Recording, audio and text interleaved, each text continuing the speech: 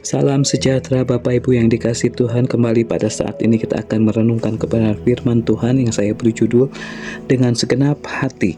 Markus 11 ayat yang ke-25. Dan jika kamu berdiri untuk berdoa, ampunilah dahulu sekiranya ada barang sesuatu dalam hatimu terhadap seseorang, supaya juga Bapamu yang di surga mengampuni kesalahan-kesalahanmu. Mari kita akan berdoa.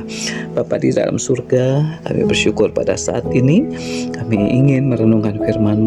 Kami membuka hati kami dapat mendengar juga supaya apa yang disampaikan saat ini sungguh-sungguh boleh kami lakukan di dalam kehidupan kami. Inilah Tuhan doa kami yang kami naikkannya di dalam nama-Mu Tuhan Yesus kami berdoa. Amin.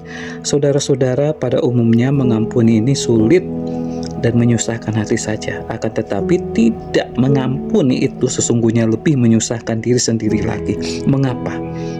Karena kalau kita tidak mengampuni, maka kedamaian yang ada dalam pikiran kita, dalam hati kita akan terusir oleh kepahitan.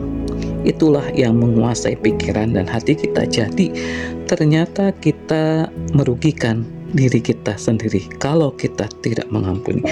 Oleh karena itu, hal mengampuni sudah menjadi bagian dari kehidupan seorang pengikut Kristus. Batin kita justru akan menderita bila kita tidak mau mengampuni.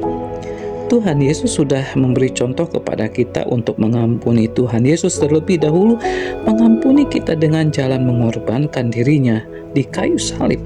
Bila kita sudah menerima pengampunan daripada Tuhan Yesus Kristus, wajarlah bila kita harus pula mengampuni orang yang bersalah kepada kita. Tentu pengampunan yang dimaksud di sini bukan sekedar yang keluar dari mulut saja, tetapi haruslah tercetus dari dalam hati. Memang itu tidak mudah. Kita akan gagal bila kita melakukannya dengan kekuatan diri kita sendiri. Syukurlah Tuhan tidak meminta kita melakukan dengan kemampuan kita sendiri. Ia hanya meminta kita agar kita bersatu dengan kasih-Nya yang ada di dalam hati kita. Kasih-Nya itulah yang akan membuat kita sanggup mengampuni orang lain. Kita hanya dapat mengampuni orang lain dengan kasih Kristus.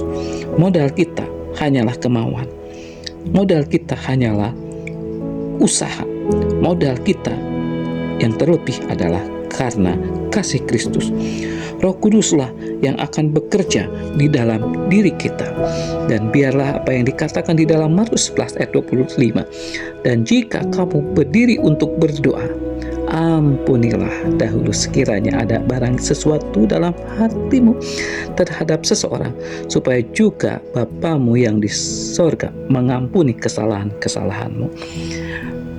Mari dengan segenap hati kita mengampuni orang yang bersalah kepada kita semua.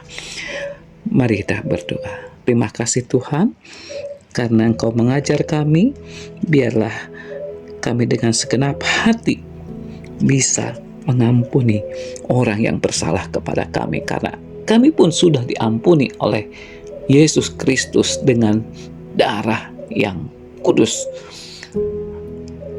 Kami mengucap syukur dan biarlah akan kami praktekkan di dalam hidup dan kehidupan kami. Inilah Tuhan doa kami. Di dalam nama-Mu Tuhan kami Yesus Kristus, Tuhan Juru Selamat kami yang sudah mengampuni dosa kami. Kami menaikkan doa kami ini. Haleluya. Amin.